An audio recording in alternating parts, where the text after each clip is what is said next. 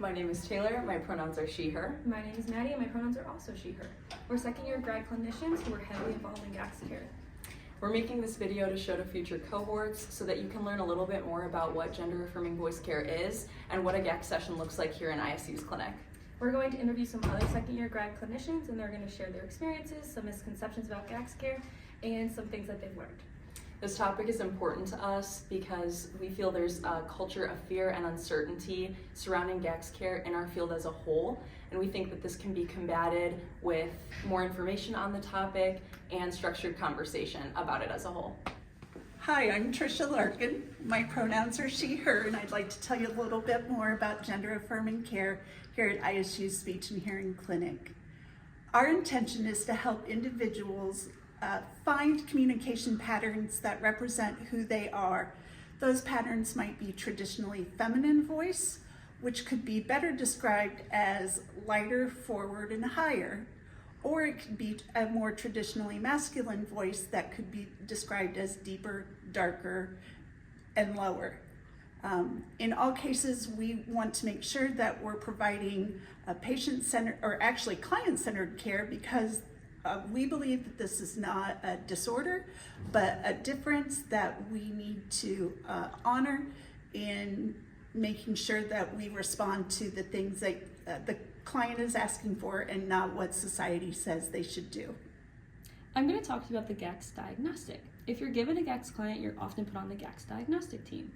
On the GACS diagnostic team, you'll work alongside Mrs. Larkin at the community health clinic. This is a great place for our clients to get free resources and connect with our community partners, Central Illinois Friends and Prairie Pride Coalition. During a GACS diagnostic, you'll get a case history and you'll collect a patient interview. Then you'll get some vocal measures such as the SE ratio and collecting some questionnaires. You'll finish the diagnostic by getting stimulability testing and creating the goals with the client. Next, Taylor's going to talk to you about treatment. Sessions always start off with stretching and mindfulness, which is anything that helps the client feel calm, present, and in touch with their thoughts and their body.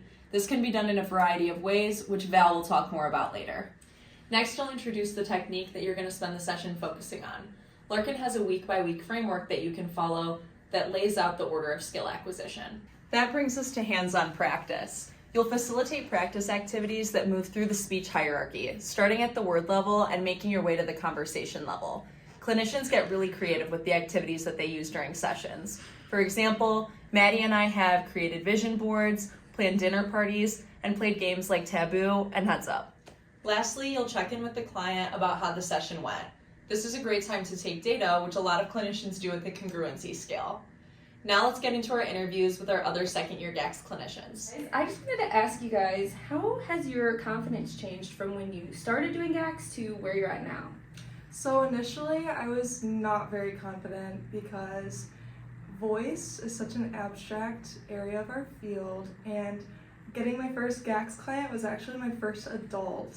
So I was pretty nervous starting out, but luckily Larkin is such a supportive supervisor and just really helps us out, giving us so many resources. And yeah, so by the end of having my first GACS client, I was a lot more confident and enabled to provide services for our GACS clients. Awesome.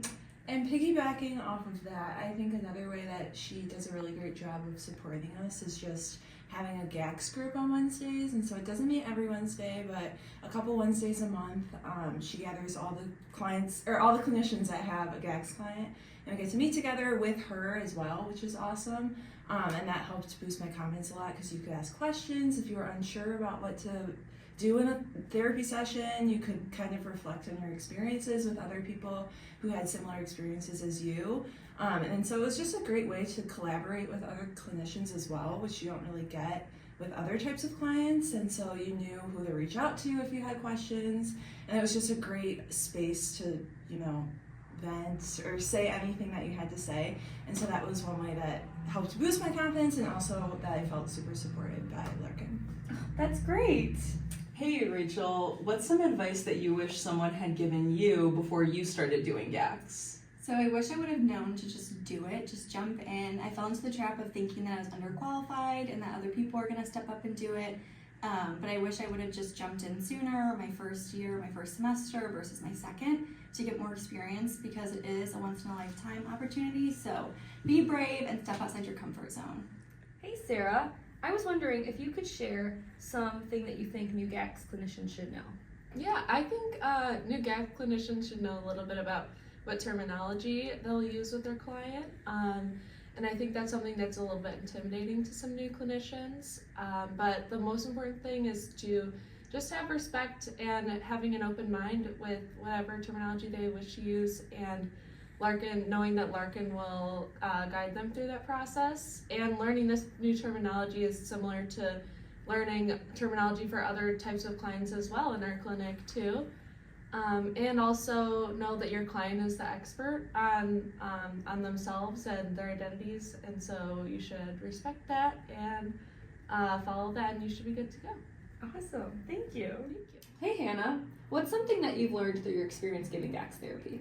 So I think one of the biggest things that I learned was how to be a better support system to those who are receiving GACS services.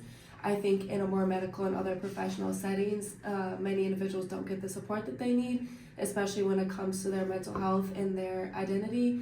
Many people may not look at that as a real thing or treat them fairly, and it makes a lot of people reluctant to go get services and the help that they really need, especially when it comes to medical things. And I think working with them in this setting, we were able to be a better support system for that and give them the help that they need and are desiring. And it's very much focused on the individual person and really uplifting their identity and who they want to be. Awesome. Hey Val, what is one way that you provided individualized care for the GACS clients you were able to work with? So for one of my GACS clients, we kind of introduced the meditation aspect of it, but the whole specific meditation didn't work for her. So we kind of found a different video that incorporated humor in it, which she really liked. Now for my other GACS client, meditation didn't work at all. It just wasn't something that she enjoyed. So we actually did 10 quotes each session of self-affirmations, and she picked her top 3 of what made her feel good, and we just started the session off like that. Awesome. Yeah. I love that. Hey Sasha, what's one thing that you could take away from your experience with GACS? So when working with GACS patients, it's really important to think about data collection and how you want to approach that with them, because it's really different for every client, and it can be a very confronting experience for them and can cause a lot of dysphoria. So that really has to be a collaborative approach between you and the client to make sure that we're really focusing on them. Hi Greta, I'm curious how you see your work with GACS clients this semester carrying over to your work with other clients in the future. That's a great question. I was definitely worried about that when I was first given a GACS client, because I was worried about how the skills I would learn in that type of therapy would generalize to school settings, as that's where I want to work in the future. But I found that the counseling that you do in GACS really does generalize to school settings. I found myself doing all kinds of counseling within my high school placement this summer. And I also was just worried about the counseling in general, as I didn't really know what to expect. But Larkin was great about jumping in and really providing support when I needed it. And I feel like I learned so much from watching those models that I can really take and apply it to my future settings. So That's great, yeah. I hope that you learned a little bit more about GACS treatment through this video.